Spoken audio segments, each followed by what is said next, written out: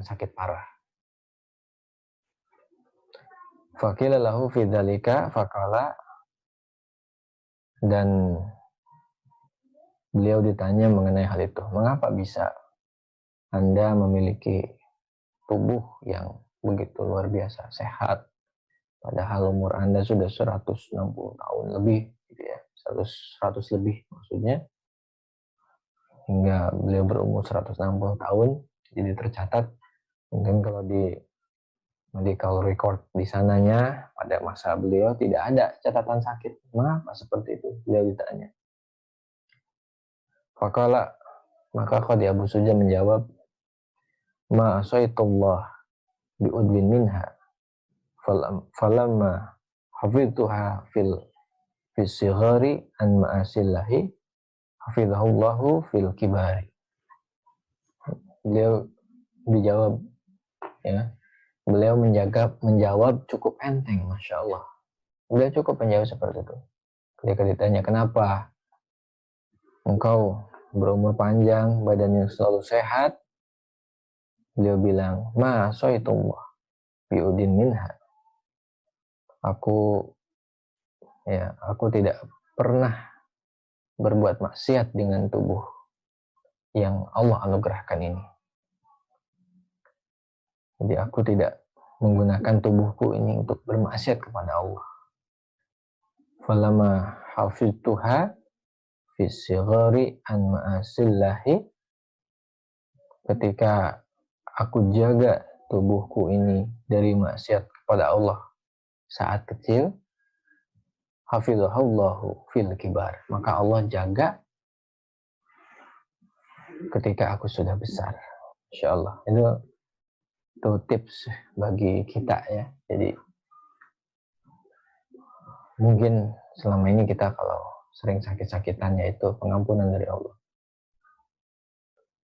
Nah, kalau dalam kisah tadi, Qadi Abu Suja umurnya panjang, beliau memiliki badan yang sehat, dan ternyata rahasianya apa? Ya, rahasianya adalah beliau tidak gunakan badan itu untuk bermaksiat kepada Allah. Beliau senantiasa menjaga badannya itu untuk tidak digunakan untuk hal yang maksiat ketika kecil, dan alhamdulillah, kata beliau, ketika besar Allah menjaga tubuh itu supaya tidak bermaksiat, dan otomatis ketika tubuh dijaga dari maksiat, maka tubuh pun akan terjaga dari sakit dan senantiasa sehat. Dalam biografi pun disebutkan, wala yu'rafu lahu ta'lifun ghairu kitabi ghayatil ikhtisar. Tidak diketahui, sejarawan itu tidak mengetahui beliau karangan selain dari kitab matannya ini atau ghayatil ikhtisar ini belum diketemukan para sejarawan. Jadi Qadi Abu Suja itu dalam konteks sejarah, kitab yang sampai kepada kita menurut sejarawan tadi, klaim dari sebagian sejarawan adalah hanya kitab ini, matan Ghayatil Ikhtisar. Para ulama menyebut kitab ini sebagai wahwa min abda'i ma sunifa fi mukhtasar fiqhi. Jadi termasuk istilahnya itu kitab yang inovatif, kitab yang paling inovatif di zamannya, yaitu dalam hal fikih.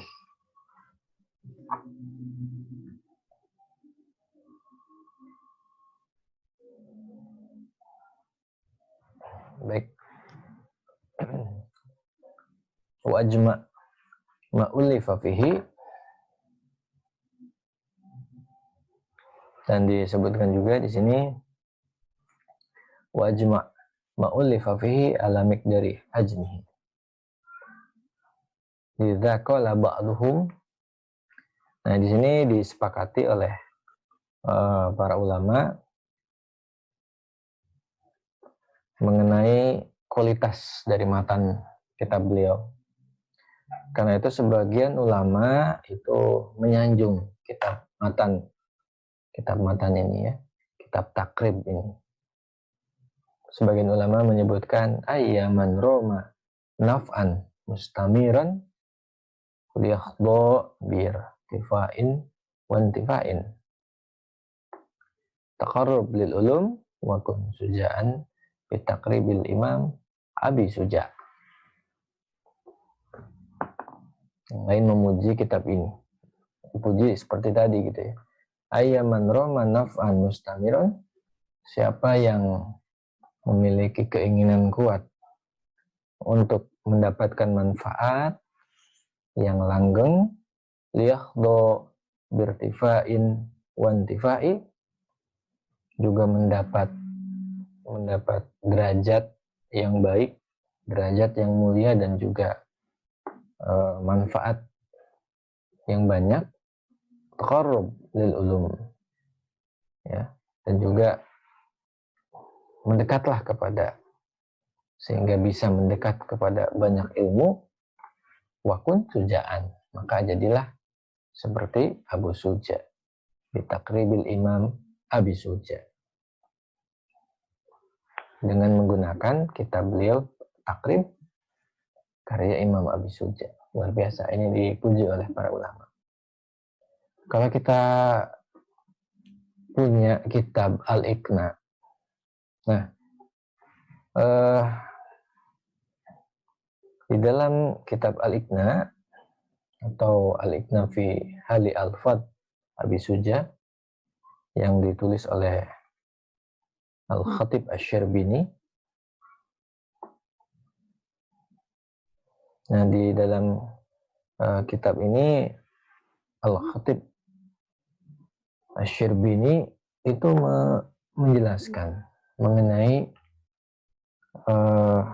baiknya tujuan mulia yang dilakukan oleh Qadhi Abu Suja dalam menulis matan takrib ini. Beliau menyampaikan, Inna Allah Ta'ala qad alima min mu'alifihi khulusu niyatihi fi tasnifihi. Allah sungguh tahu bahwa karya Abu Suja ini adalah karya yang dibuat dengan ketulusan niat. Fa'amma naf'abihi, maka wajar kalau kitab ini bermanfaat buat publik. Fakalla min muta'allim illa wa yaqra'uhu awwalan, orang yang belajar pemula, jadi siapapun yang belajar fikih pemula itu menurut Al-Khatib Asy-Syarbini pasti membaca kitab takrib ini, imma bihifdin wa imma bimutolaatin. Ada yang memang khusus untuk menghafal kitab ini, ada juga yang memang dikaji secara serius.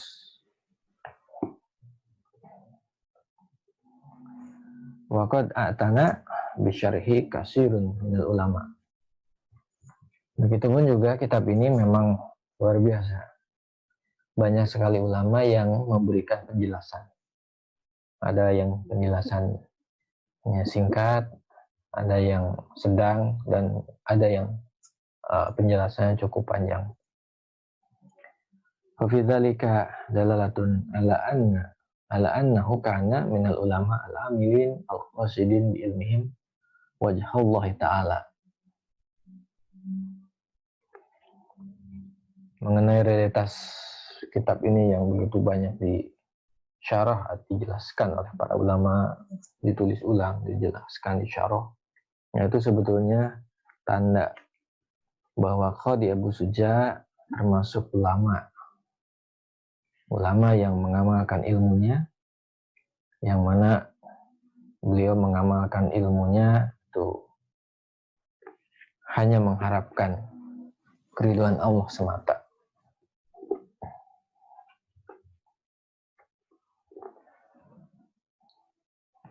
Nah, itu adalah biografi mengenai Qadhi Abu Suja, ya, Al-Alamah Qadhi Abu Suja, yaitu pengarang kitab matannya yang disebut dengan matan takrib, atau nama lainnya itu Ghayatul Ikhtisar. Tidak lengkap kiranya kalau kita hanya membahas biografi Qadhi Abu Suja. Kitab Fathul Qorib ini pun juga termasuk buah karya Al-Allamah Syekh Muhammad Ibn Qasim Al-Ghazi, yang tentunya kita pun harus tahu juga biografi Ibn Qasim Al-Ghazi ini. Bismillahirrahmanirrahim. Nama lengkap dari Muhammad Ibn Qasim Al-Ghazi ini, beliau sebagai seorang penulis Fathul Qorib Al-Mujib fi Syarh Al-Fat Taqrib, atau di sini ditulisnya Qaulul Mukhtar fi Syarhi Ghayatil Ikhtisar. Jadi Qadhi Abu Suja itu penulis takrib atau penulis Ghayah Ikhtisar. Nah, sedangkan kalau yang kita bahas itu adalah syarahnya, syarah yang paling ringkas, yaitu Fathul Qorib Al-Mujib fi Syarhi Al-Fadit Taqrib, atau nama lain dari kitab syarah ini adalah Al-Qaulul Mukhtar fi Syarhi Ghayatil Ikhtisar. Jadi ada dua namanya ya, unik. Karena matanya dua. Nama matanya ada dua, maka nama kitab syarahnya pun ada dua. Siapakah Muhammad Ibn Qasim Al-Ghazi ini? Nah, beliau itu bernama lengkap menurut ahli sejarah dan riwayat, nama lengkapnya adalah Syamsuddin Muhammad Ibn Qasim Ibn Muhammad Al-Ghazi Al-Qahiri Al-Syafi'i Abu Abdullah Al-Ma'ruf, yang beliau ini terkenal dengan nama Bi Ibni Qasim Al-Ghazi wa Bi Ibni Al-Gharabili. Jadi beliau punya nama yang terkenal, ada dua. Yang pertama, yang paling populer adalah Ibnu Qasim Al-Ghazi, atau beliau pun juga kadangkala disebut sebagai Ibnu Al-Gharabili. Wulida fi Rajab bi Ghuzzah sanata tis'in wa khamsin wa samani mi'atin wa biha nasya'a. Al-Allamah Syekh Muhammad Ibn Qasim Al-Ghazi, beliau lahir di bulan Rajab di daerah Gaza, ya. Nah, beliau juga besar di daerah Gaza.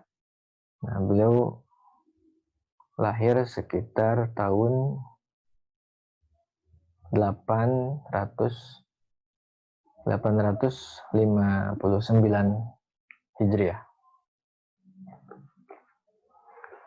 Mengenai karir atau mengenai petualangan beliau dalam mencari ilmu, ini luar biasa sekali.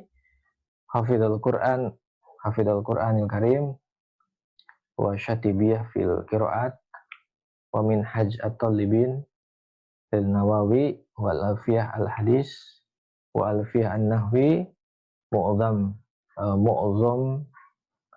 jam'il jawami fil usul wa ghair zalika. Al-Allamah Muhammad Ibn Qasim Al-Ghazi, beliau hafal Quran, termasuk juga beliau hafal Asy-Syatibi.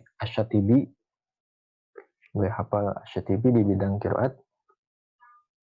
Termasuk juga beliau hafal Minhajut Talibin, karya Syekhul Islam Al-Imam An-Nawawi. Termasuk juga beliau pun menguasai hafal juga Alfiyatul Hadis. Termasuk juga beliau pun hafal Alfiyah dalam bidang nahwu. Termasuk juga hafal sebagian besar isi kitab dari Jam'ul Jawami, kitab usul.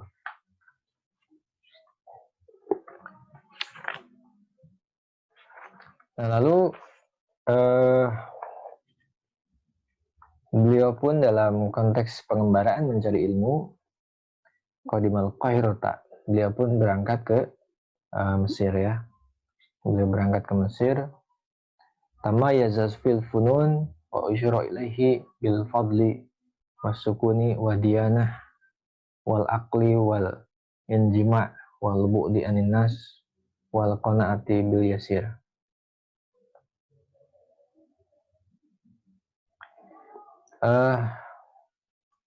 Al-Allamah Muhammad Ibn Qasim Al-Ghazi memang dalam pengembaraan ilmu memang beliau memiliki keistimewaan. Beliau memang sudah cemerlang ya dalam berbagai funun, berbagai ilmu. Beliau pun juga menurut ahli sejarawan termasuk orang yang memiliki banyak keutamaan. Orang yang tenang, taat beragama, akalnya cerdas. Beliau kurang begitu suka bertemu dengan orang-orang yang tidak berfaedah, tidak bermanfaat. Beliau pun termasuk orang yang memang qanaah. Qasama bil jami'il azhar wa amilal hutum al-khafilata wa irha. Darasa bil azhar wa khutbah bil jami'il qal'ah wa afta. Iwan filah, Al-Allamah Muhammad Ibn Qasim Al-Ghazi pun beliau ini termasuk orang yang masuk ke Al-Azhar. Beliau di Mesir belajar di Al-Azhar Asy-Syarif. Meskipun begitu, beliau pun memiliki kerja sampingan.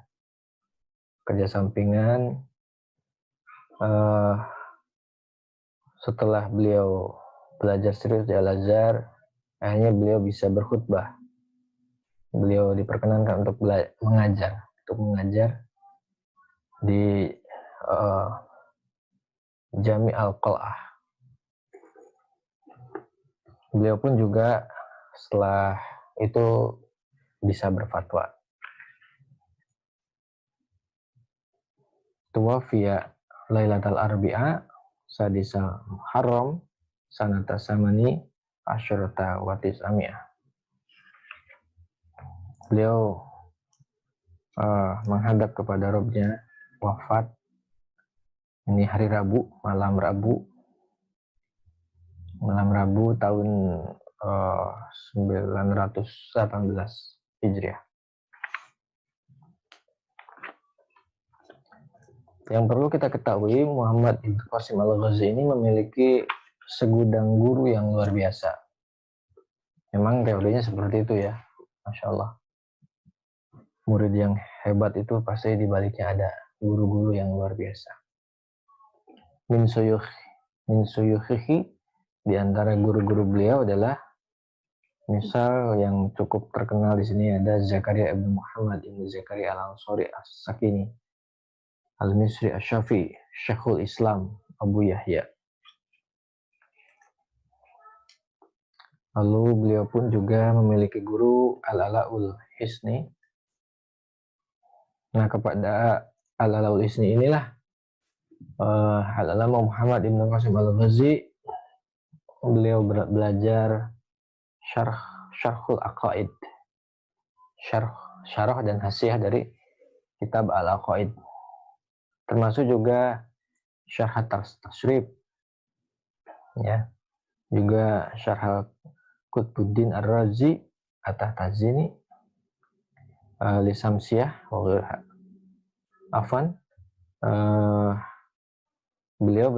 Saya ulangi lagi. Beliau ini punya guru bernama Ala'ul Hisni. Nah, dari Imam Ala'ul Hisni ini Ibnu Qasim Al-Ghazi belajar syarah dan hasiah Al-Aqaid ya, syarah dan hasiah kitab Al-Aqaid, termasuk belajar juga syarah tasyrif, termasuk juga belajar syarah Qutbuddin Ar-Razi At-Tahtani, termasuk juga kitab yang lainnya. Insya Allah banyak juga ya. Beliau pun juga punya guru Muhammad ibn Ahmad bin Muhammad bin Hidrin al-Ghazi Asy-Syafi'i atau Samsuddin Ibnul Himsi yang dikenal dengan Abul Wafa. Nah, dari Abul Wafa ini akhadha anhu al-fiqh wal arabiyah wa ghairuhuma. Ibnu Qasim al-Ghazi belajar fikih dan juga bahasa Arab dan ilmu-ilmu yang lainnya. Gurunya yang selanjutnya adalah Muhammad ibnu Abdurrahman bin Muhammad As-Sakhawi Asy-Syafi'i atau Samsuddin yang dikenal dengan Samsuddin. Qara'a alai alfiyah al-hadis bitamamiha bahsan wal kulbadi wa ghirahu min tasanifihi bada'an katabaha wal adkar lin Nawawi. Begitu juga dari Samsuddin Muhammad bin Abdurrahman bin Muhammad As-Sakhawi Asy-Syafi'i ini, Ibnu Qasim al-Ghazi belajar alfiyatul hadis secara sempurna, termasuk juga belajar kitab Al-Qaul Badi' dan kitab-kitab karangan guru beliau ini, termasuk Al-Azkar karya Imam An-Nawawi.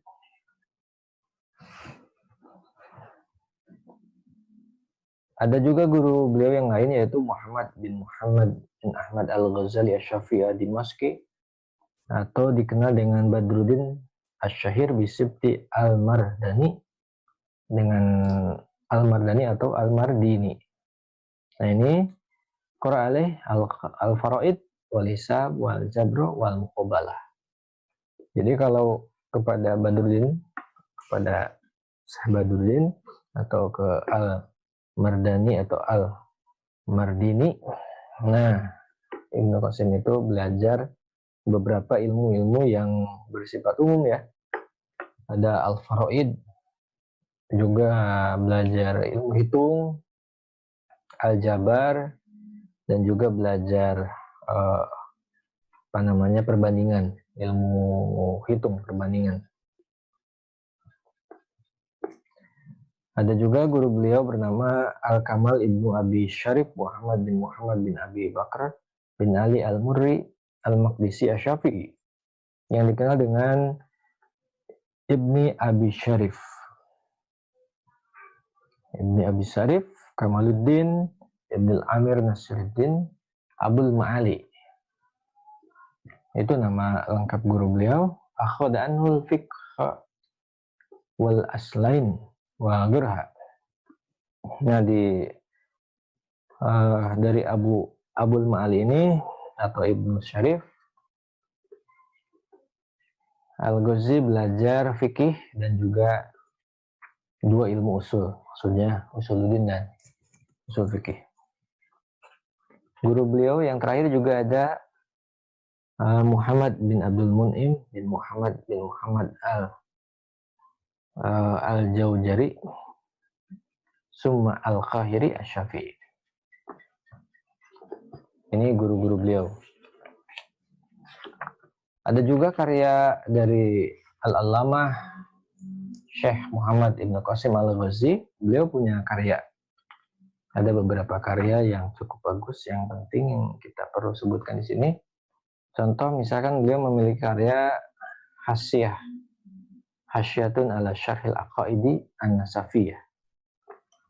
Untuk karya beliau. Juga beliau pun punya Hasyah ala Syarhi Tashrif. Termasuk juga beliau punya Syarhu Matni Abi Syuja, yaitu yang dikenal yang Fathul Qarib Al-Mujib yang kita mau kaji insyaallah ke depan. Dan ternyata beliau pun juga punya kitab Syarhu Minhajit Thalibin lin Nawawi. Jadi ternyata Minhajit Thalibin itu juga ada syarahnya, versi beliau ya. Termasuk beliau pun juga memiliki karya di bidang bahasa, yaitu bidang gramatik nahwu. Dengan titel kitabnya adalah Fathur Rabbi Al-Maliki li Syarhi Alfiyati Ibni Malik. Baik, Ikhwan fillah, itu beberapa pengenalan dari mu'alif kitab. karena ini adalah syarah, maka Al-Fakir tadi mencoba untuk membacakan atau membacakan biografi ya dua ulama tadi itu, karena syarah.